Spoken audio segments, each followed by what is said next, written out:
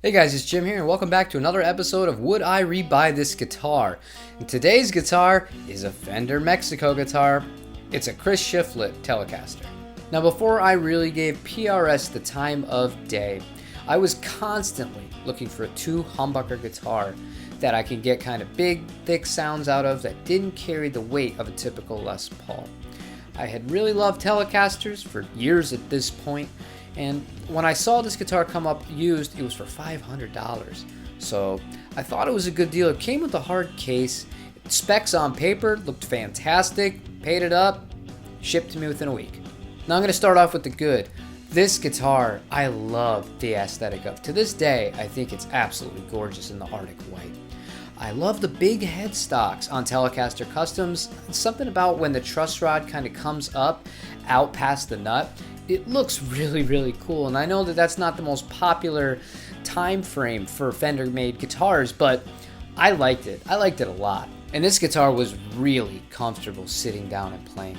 It has the tummy cut on it, and this guitar only weighed about 7.5 pounds. So when I first kind of took it out of the hard case, which is also excellent touch by the way at this price point, you don't really see Fender Mexican guitars coming with a hard case, and the fact that this one came with one, that's pretty decent.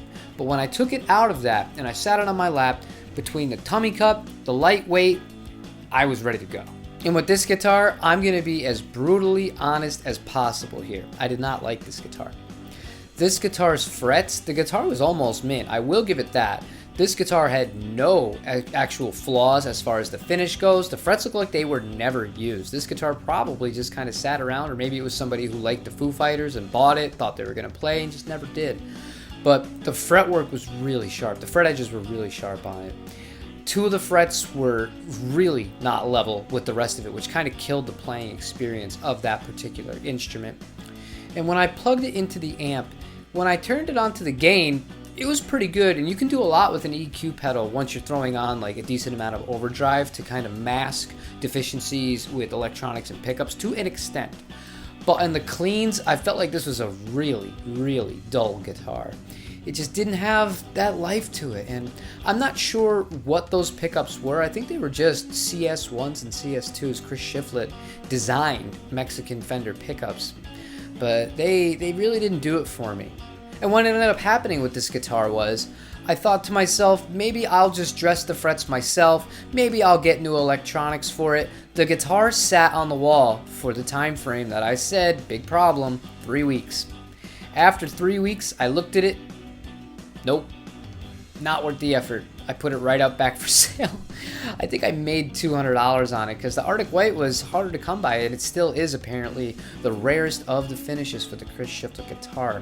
So keeping this in line with being blunt and to the point, no way would I rebuy this guitar at the current rate. I think if I wanted to do a Telecaster like this, I would just build it myself. I really like the all parts necks. Those are really, really good value. You know, throw on a decent maybe MJT body, or even source from a place like the Stratosphere a Mexican body that comes with the HH, and go from there, throw in the pickups and just be done with it. Save yourself a lot of money. And I know this is probably somebody's favorite guitar, and I'm sure that there are ones that come with better fretwork on them. However, the electronics are what they are. To me, they're not something that I would want to take out and play live with, regardless of how comfortable the neck was. So that's going to be a few bucks that you're going to have to put into it. Not the end of the world, but something to consider. And other than that, the guitar just, I don't know, it didn't live up to what I wanted it to do. Maybe it's perfect for you, maybe if it's perfect for somebody else, good for them. But for me, I was not a fan of this guitar. It came and went pretty quick.